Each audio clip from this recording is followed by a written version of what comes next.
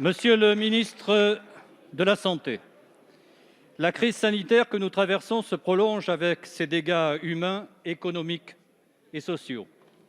Face à ces difficultés, votre gouvernement a déjà raté l'étape des masques. Vous savez, ceux-là même qui n'étaient soi-disant pas utiles. Vous avez ensuite raté l'étape des tests et vous voilà en train de rater celle des vaccins. 19e du classement européen. La semaine dernière au Sénat, pour convaincre de prolonger l'état d'urgence, vous annonciez que l'on ne pourrait pas vacciner 15 millions de personnes fragiles d'ici l'été. Le soir même, au journal télévisé, vous affirmiez au contraire que 57 millions de vaccins auraient été administrés d'ici l'été et 70 millions fin août. Et vous étiez en cela aussitôt contredit par le professeur Delfraissy. Ces approximations virent au cafouillage permanent. Ajoutez à cela les annonces décevantes de l'Institut Pasteur, le vaccin de Sanofi qui se fait attendre, ou le rythme de vaccination qui ne décolle toujours pas, et vous comprendrez le scepticisme des Français sur l'action du gouvernement. Le pays de Pasteur est tristement à la traîne dans cette course planétaire contre la maladie. Le constat est d'autant plus amer que le laboratoire Sanofi avait reçu des aides de l'État. Tout cela pour annoncer récemment la suppression de 400 emplois dans sa branche recherche et développement. Pas étonnant que les Français se fassent les procureurs sévères du président de la République, dont les coups de menton et l'attitude méprisante peuvent légitimement lasser. Sommes-nous bien gouvernés dans cette guerre contre le virus? Est-ce que les chiffres inquiétants de progression de la maladie vont enfin vous amener à prendre les bonnes décisions, monsieur le ministre? Monsieur le ministre de l'Éducation nationale, nous ne sommes plus vos pions. C'est avec cette formule malicieuse que les AED vous interpellent aujourd'hui, puisqu'une nouvelle fois, le monde de l'éducation manifeste dans toute la France. Les insatisfactions et déceptions sont nombreuses. C'est donc sur la situation des AED, sur leur statut précaire, sur l'évolution et la définition de leur mission que je souhaite à nouveau vous interroger. En effet, au fil des années, des modifications sont intervenues dans le mode de recrutement, aboutissant à un nouveau statut de ces personnels en 2003. Et pourtant, la reconnaissance de leur implication dans la vie des établissements scolaires n'est pas au rendez-vous. Ils sont 62 812 dans l'ensemble de nos établissements scolaires et nous ne parlons plus qu'à la marge d'étudiants qui occuperaient ces postes pour financer leurs études. Les chiffres le disent, si 77% ont moins de 35 ans, l'âge moyen est de 30 ans pour des personnes exerçant ce métier. C'est la preuve de son évolution. La plupart souhaitent s'investir et sécuriser leur parcours. Ils, ou plutôt elles, car 60% sont des femmes, ont souvent charge de famille et sont contraintes à une précarité qui n'est propice ni au bon fonctionnement des établissements, ni à leur vie professionnelle et personnelle.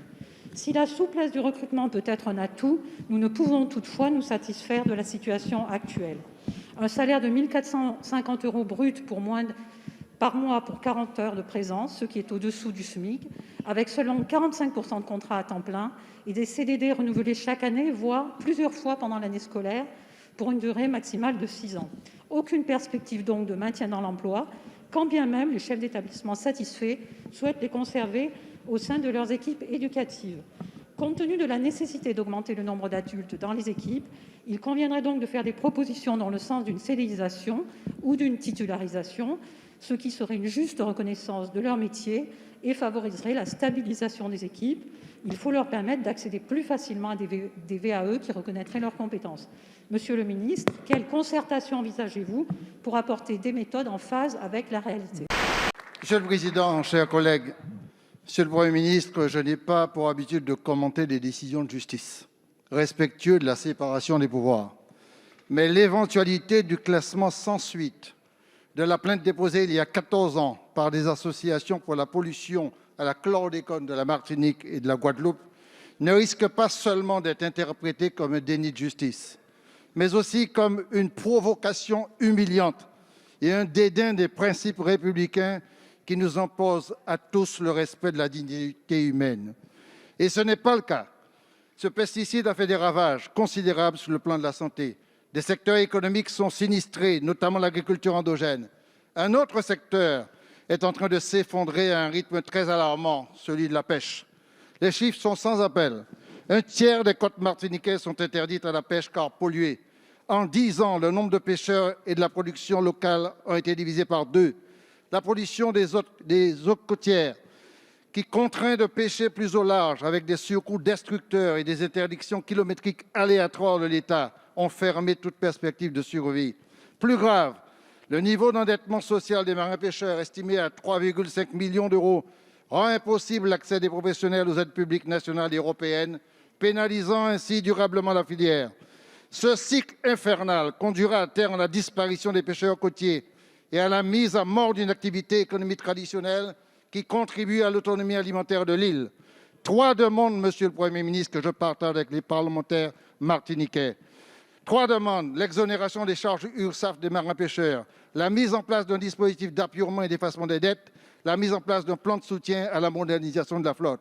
Monsieur le Premier ministre, répondre à ces attentes, c'est sauver une filière locale et avancer vers ce que le Président de la République lui-même considère comme incontournable, la réparation. Comment comptez-vous respecter cet engagement? Merci, Monsieur le Président. Madame la ministre, mes chers collègues, nous le savons tous que quelque chose ne va pas. L'année 2020 a été l'une des plus chaudes enregistrées. Le réchauffement climatique est plus rapide et plus intense que prévu. Nous dansons littéralement sur un volcan.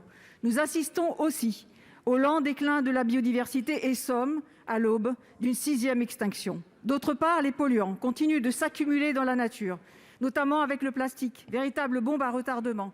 Les microplastiques sont partout, envahissent l'air, l'eau, les sols et même les tissus vivants. Le drame, c'est que nous sommes responsables de ce qui nous arrive et nous dirigeons collectivement droit dans le mur. En effet, nous avons fait si peu, et voire même tout le contraire. Nous en sommes toujours à une logique de « ma voiture est plus grosse que la tienne ». La consommation de vêtements a bondi de 40% en à peine 15 ans et la production de plastique est exponentielle.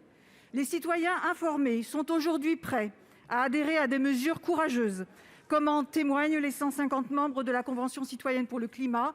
C'est d'ailleurs l'un des mérites de cette Convention citoyenne, de montrer que les citoyens sont prêts à relever le défi climatique. Le changement climatique est une urgence mondiale, selon un sondage paru aujourd'hui, organisé par le Programme des Nations unies pour le développement. N'est-il pas temps d'adresser aux Français un discours de vérité? N'est-il pas temps de commencer à réparer le monde? N'est-il pas temps de votre devoir de dire qu'une ville comme Nantes risque d'être inondée dans les prochaines années, que Toulouse étouffera sous les 45 degrés à l'ombre l'été et que nos petits-enfants souffriront d'infertilité si nous ne faisons rien? Il est urgent d'éviter les catastrophes annoncées. Ceux qui subiront les grands dommages de notre inaction sont déjà nés et nous leur devons de rebâtir un horizon commun de civilisation. Notre politique est-elle à la hauteur pour relever un des défis majeurs du siècle? Et la stratégie nationale bas carbone est-elle la feuille de route de tous les ministres? Je vous remercie. Merci, Monsieur le Président. Ma question s'adresse à Monsieur le ministre de l'Agriculture. Je vais vous parler, Monsieur le ministre, vous le savez, de la crise liée à l'influenza aviaire qui frappe le département des Landes, mais aussi le département du Gers. J'associerai d'ailleurs à mon propos mes collègues Éric Kerrouche et Franck Montaugé. Vous êtes venus et vous avez vu, vous connaissez parfaitement la situation. Je donnerai néanmoins quelques chiffres afin que chacun mesure ici l'ampleur du phénomène. Les filières palmipèdes à foie gras et volailles maigres, ce sont plus d'1 millier d'exploitations, 7 300 emplois directs, production et transformation, et plus de 20 000 emplois au total en comptant les emplois induits. C'est le 2e pôle économique de notre département pour un chiffre d'affaires de 438 millions d'euros. À ce jour, ce sont 2 millions de bêtes qui ont été abattues. Je vous laisse imaginer la désespérance dans nos campagnes. Aujourd'hui, Monsieur le ministre, passé les questions relatives aux opérations de dépeuplement et d'indemnisation des bêtes abattues, se posent les questions de l'avenir. Les producteurs vont connaître plusieurs mois d'inactivité. Le représentant de l'État nous a dit que le principe des indemnisations liées à ce vide sanitaire était acté. Pouvez-vous nous en donner le calendrier et les modalités et nous confirmer que cela concernera tous les producteurs, y compris ceux qui subissent les dégâts collatéraux? Même question pour les entreprises de transformation, Monsieur le ministre. De plus, pourront-elles bénéficier de la prise en charge au titre du chômage partiel telle qu'elle existe aujourd'hui? Enfin, Monsieur le ministre, vous savez que se côtoient différents modèles de production. Nous sommes très attachés à la production de plein air. C'est l'ADN de notre département, de celui du Gers ou de celui des départements voisins. Et c'est ce qui porte toute la filière.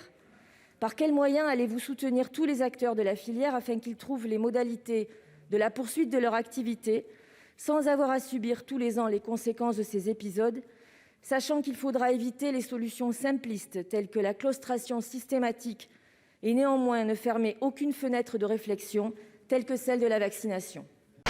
Monsieur le Président, ma question s'adresse à Monsieur le ministre de l'Europe et des Affaires étrangères.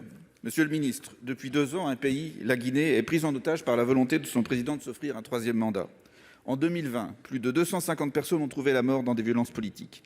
Des centaines ont été raflées et placées en détention. Pendant ce temps, quelques rapaces gagent les richesses du pays, principalement la bauxite, exploitée comme jamais, sans bénéfice pour la population, bien au contraire. Très réservées sur le processus électoral, la CEDEAO et l'Union africaine ont pesé au printemps pour un report des élections législatives et du référendum constitutionnel. Elles ont appelé à l'apaisement et au dialogue. La trajectoire du locataire de Sékou Toureya, M. Alpha Condé, n'a pourtant pas varié. Le 18 octobre se sont tenues les élections présidentielles. Des centaines de personnes, dont les responsables de l'opposition Cherif Ba et Ousmane Gawal Diallo, qui ont documenté des fraudes avérées lors du scrutin, sont aujourd'hui incarcérées. Ces derniers ont mis plus d'1 mois pour avoir accès à un juge. Leurs avocats français n'ont pas accès à eux en prison.